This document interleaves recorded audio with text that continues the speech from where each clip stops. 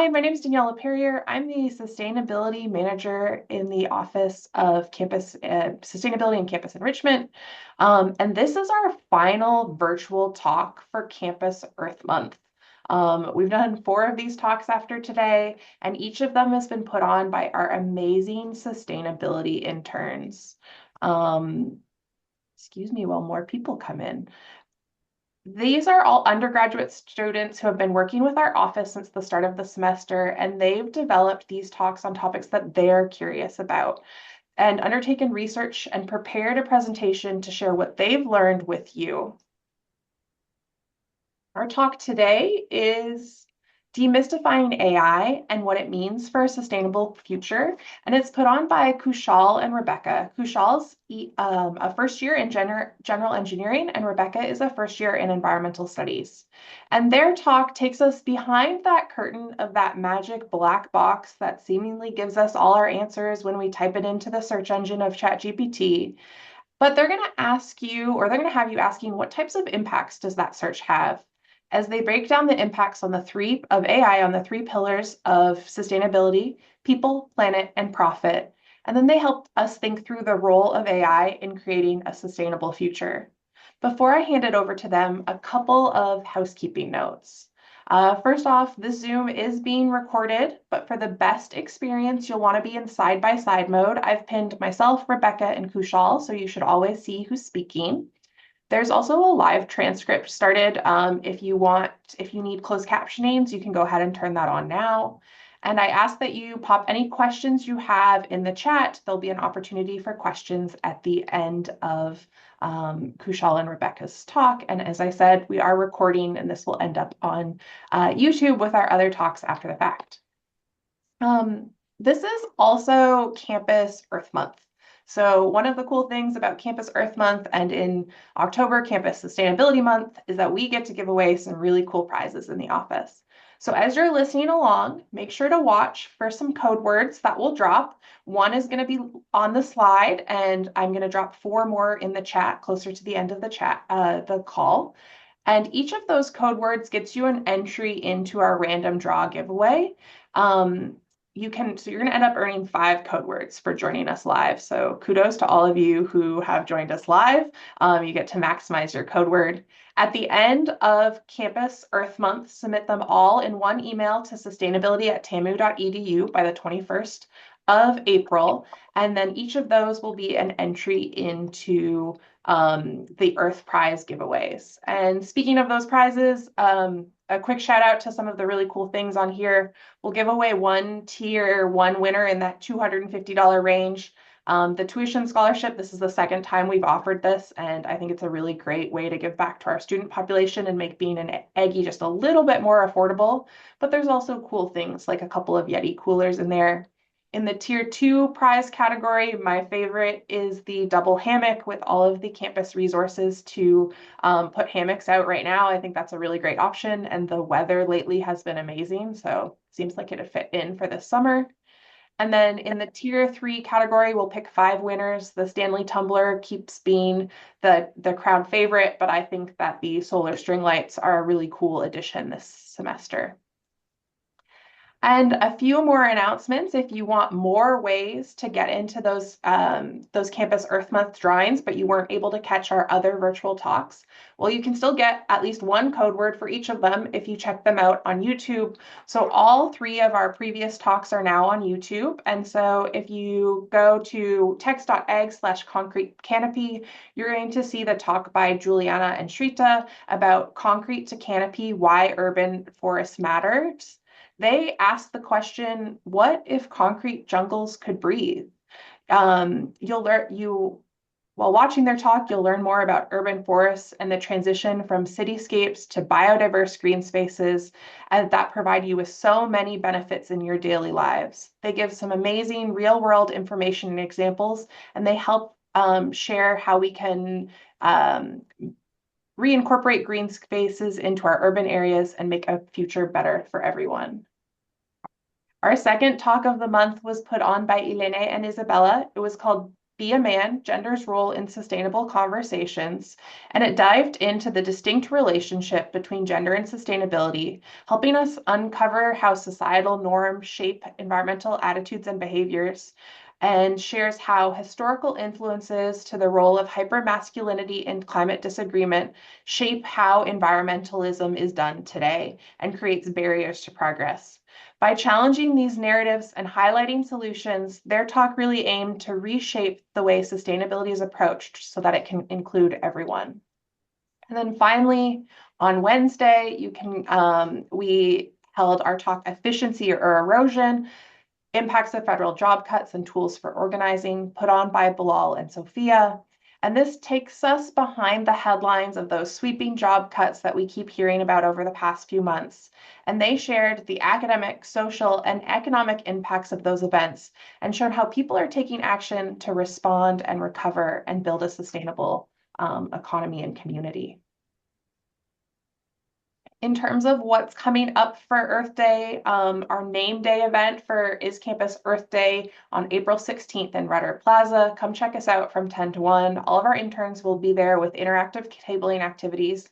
And for participating, you can get a free BTHO climate change shirt. And you also get entries into those grand prize giveaways for every code word you collect and table that you visit. So lots of opportunities for code word giveaways. Like I think you can get 25 or maybe even 30 for attending that event in person next Wednesday. And then finally, I will plug our Green Career Showcase, which we'll just start advertising later today and tomorrow. On April 21st, also on Zoom, you can hear from 4 former students that are now dynamic professionals working in diverse areas of sustainability so that you can see what career paths could exist for you and ask questions of these former students who have previously worked with our office. I'm really excited to be able to put this on as a culminating event during Campus Earth Month. Okay, I'm almost done here. My final announcement is that if you think you want to be in the hot seat presenting and you could be one of our interns, we're recruiting right now for the fall 2025 semester.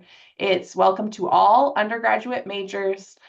There's 4 slots available, and I highly recommend that you apply. I think that I'm a little biased, but I think that this is a really great applied learning experience. And it's been amazing to see the dynamic topics that this group has brought out this semester and to see their relationship bloom over time and what amazing collaborative teamwork happens in this office every week. So I'm really proud of these folks, and I would love to see some new faces join us for next semester. So consider applying. Ooh. Okay, with that, I'm going to turn it over to Kushal and Rebecca, and we'll talk at the end for questions. Howdy, my name is Kushal, Howdy, my name is Rebecca. and welcome to our presentation, Demystifying AI and What It Means for a Sustainable Future. Over the course of the presentation, we'll be talking a little bit about what AI is, break it down for you, and then uncover its impacts with its relation to sustainability by examining the 3 core pillars of the environment, social, and economic. So it's no secret we live in a world with AI. 77% of devices have some form of AI. $15.7 trillion will be added to the global economy because of AI. And 83% of organizations make AI as a priority in their business plans. So with the prevalence of AI, there's been a lot of questions and misconceptions, and we hope to uncover that for you today. So let's take a look at what AI is. AI essentially is computer systems that can do tasks traditionally done by people. And AI can be broken down into many branches, such as machine learning, which is shortened to ML. And they're just algorithms that improve by adding more data to the algorithm, which is very useful for the supply chain. We also have natural language processing, shortened to NLP, and it can be used to understand, interpret, and generate human language. And of course, also deep learning, which utilizes neural networks to mimic human brains. So you can take some of these branches, put them together, and get a different type or a different product, such as generative AI that many of us know well, like Gemini, Microsoft Copilot, and ChatGPT. So now that you understand a little bit about what AI is and what it means, I'll hand it off to Rebecca so that she can start talking about the impacts of AI on sustainability. Examine the environmental impacts of AI. Looking toward a sustainable future, AI can increase sustainability through design optimization. Traditional AI can reduce a site's energy consumption, creating optimal building designs that are safe yet efficient based on parameters like site circumstances and materials. However, AI use creates environmental concerns through energy usage, carbon emissions, and straining freshwater resources. Training a single AI model takes thousands of megawatt hours of electricity.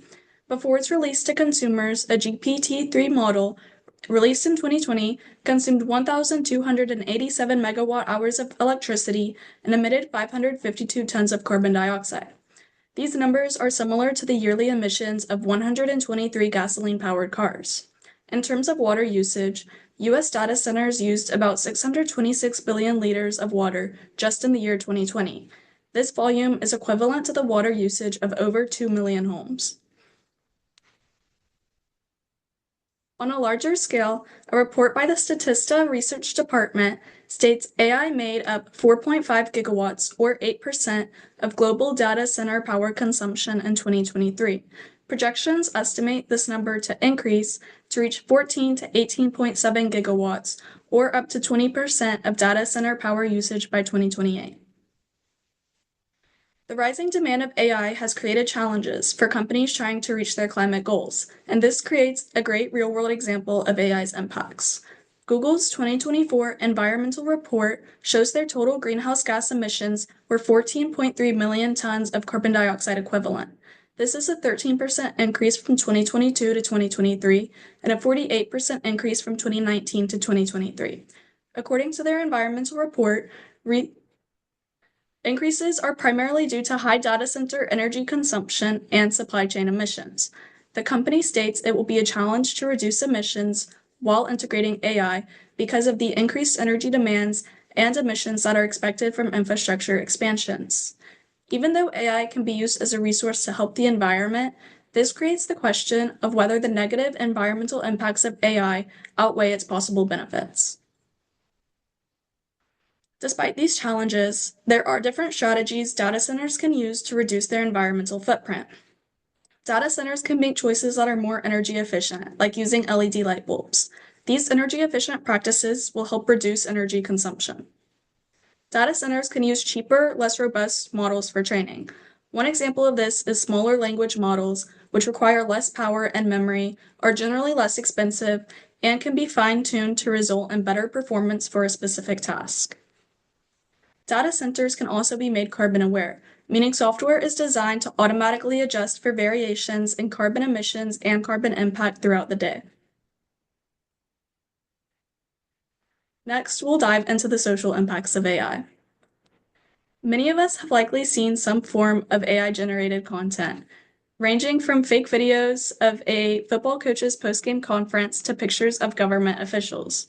Not only can this create a false image of the people being mimicked, but it can also spread fake news and content to the public. On the right is a picture Katy Perry posted on Instagram after attending the 2024 Met Gala. The only problem with this picture is that Katy Perry did not actually attend the event. To the regular person, it would be nearly impossible to tell this image was AI generated. Even her dress fits the event's Garden of Time theme. The only tell was that the carpet did not actually match that of the event. Although in this case it is more of a practical joke, it shows how easily AI can create very accurate images of real people. If used wrongly, it could be very harmful. AI has become more relied on for decision-making processes like job hiring, but the use of a computer system does not fully get rid of biases.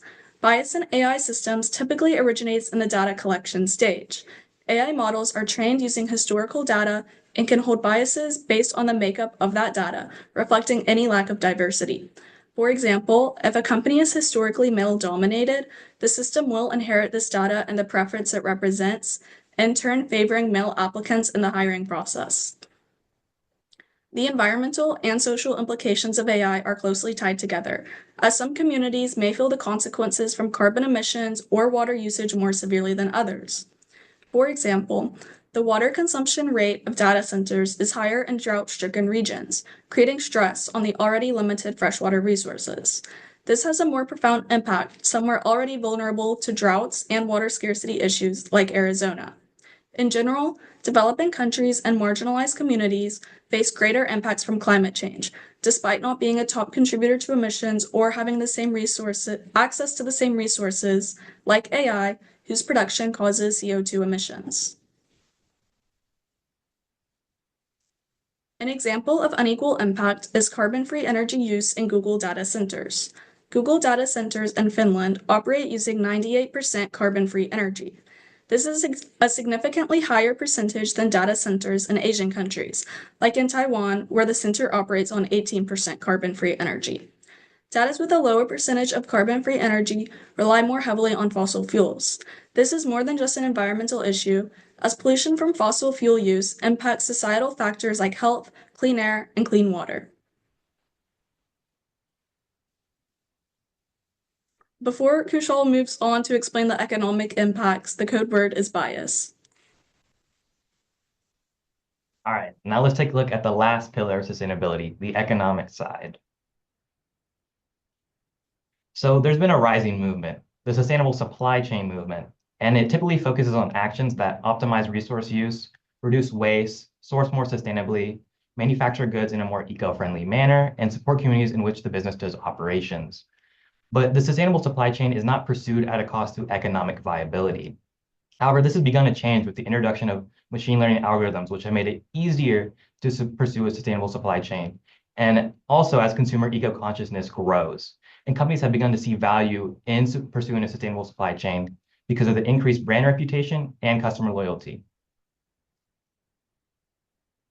So let's take a look at how AI is being used in the supply chain.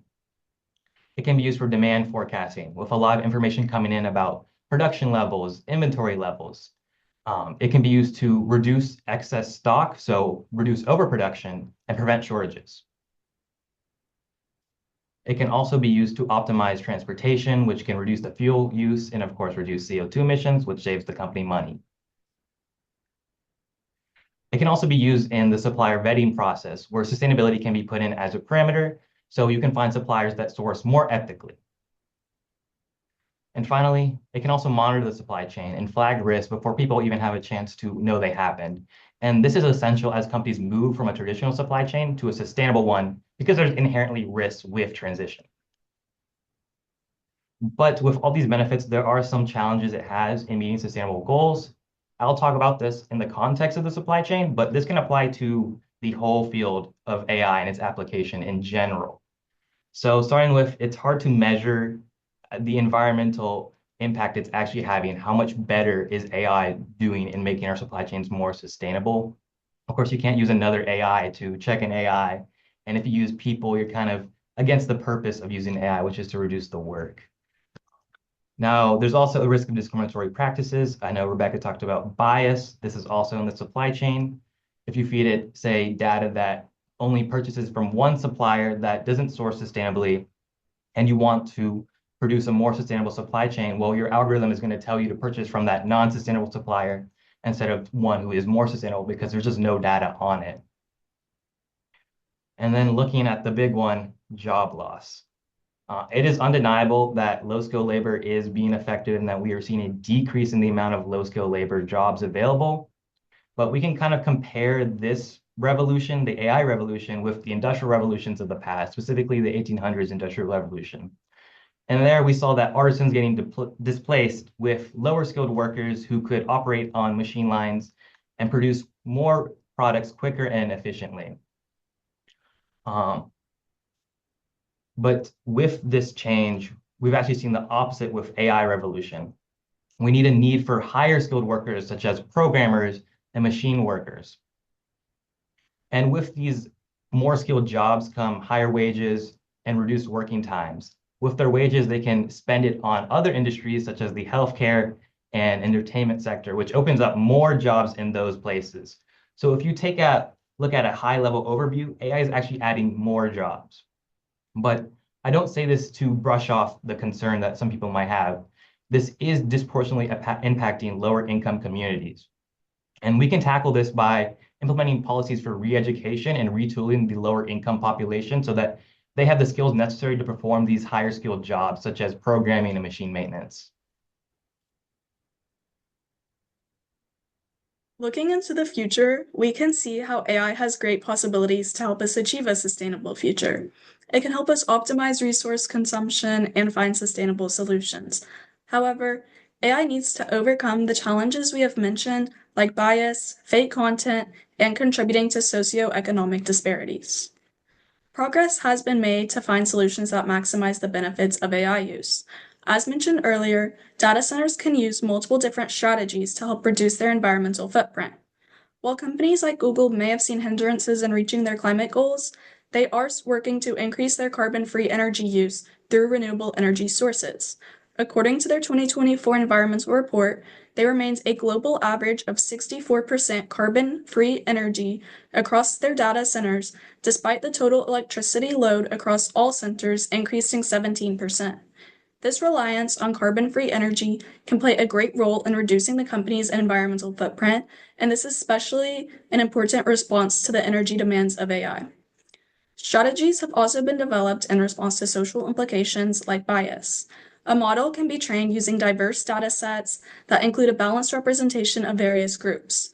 Models can be regularly updated and evaluated based on new data and real-world interactions. To detect bias, techniques like fairness audits can be implemented.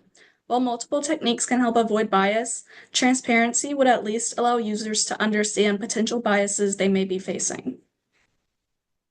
A great example of AI's role in a sustainable future is the Super Turing AI being developed. This AI aims to mimic the human brain's neural process of synapsis, which integrates learning and memory through connections between neurons. Synaptic plasticity forms new circuits or alters existing ones to store and retrieve information. Current computing systems have training and memory occurring in two different places within the computer hardware.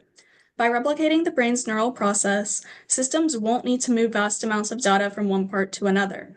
This will allow AI systems to maintain a high level of performance while using less power. Okay, so now that we've kind of talked about this from a high level overview, what can you as the individual do? And we recommend that you be more mindful of your AI use. Millions of people type entries into AI engines and get an answer they could have got with a Google search. And as we talked about previously, AI uses a lot of energy and water. So be mindful of this. Use the search engine, just standard Google, if you have a simple query. Also, make sure to cite your sources. AI takes a bunch of information from a lot of people and mixes them and makes an amalgamation of everyone's works. And sometimes it cites sources, sometimes it doesn't. So make sure to ask your AI where they got the information and give a reference to the people whose work went into your result. And of course, evaluate what the AI gives you. It is at least 20% wrong. Honestly, it is wrong more than you think. So make sure that the AI is giving you accurate results and are within your expectations. And this kind of philosophy can be applied at all levels, from the individual to the multi-billion-dollar corporation. Too often we treat AI as a panacea. We throw it at all the problems hoping that it solves it without any human intervention. But that's not what AI is. AI is a tool, and a powerful one at that. And when tools are mishandled, the consequences can be severe.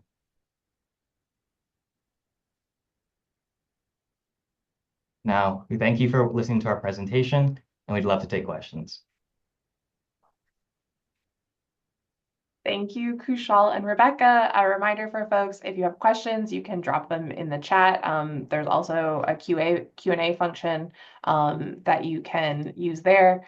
And I guess my question is, as students, did you learn anything about AI through going through this, or change any of your behaviors to when you are using AI to support you with your academics?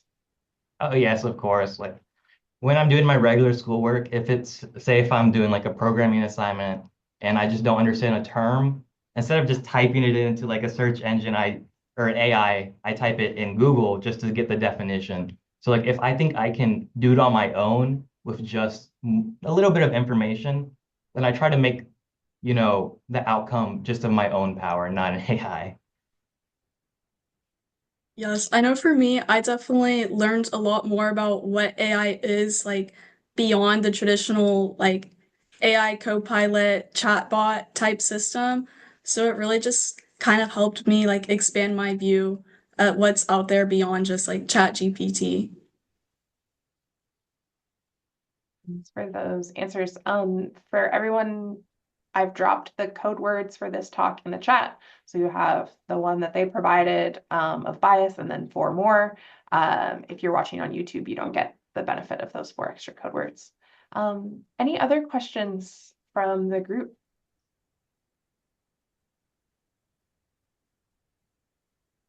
Oh, I see that we're typing one. Do you have any tips to not fall for AI scams like Katy Perry? Rebecca, do you want to answer that? I also have some ideas as well. Yeah, I mean, I think it definitely ties to what Kushal said at the end. Um, when you see something, like you want to evaluate and know where it came from. AI's work, it's it uses other people's work, and so it's just important that you're figuring out the original source instead of just kind of trusting what you see. Yeah, if I mean for that specific example, you could do a simple Google search and find out whether Katy Perry was there just to confirm. And there's also some visual details that tell you whether or not this is AI generated, just like how the image looks in general, which maybe the common person doesn't have, but you can definitely learn on how to spot these things through many YouTube videos. I believe I watched one in the past, like a couple years ago when AI scams were pretty big. Okay, my final question for you all will be, before you started the research for this project, was it super clear to you that AI and sustainability were connected? Or did your knowledge of that kind of broaden, and if so, in what ways? Yeah, so when I started, I didn't realize how much consequences there were of AI use. Of course, we talked about the environment, social.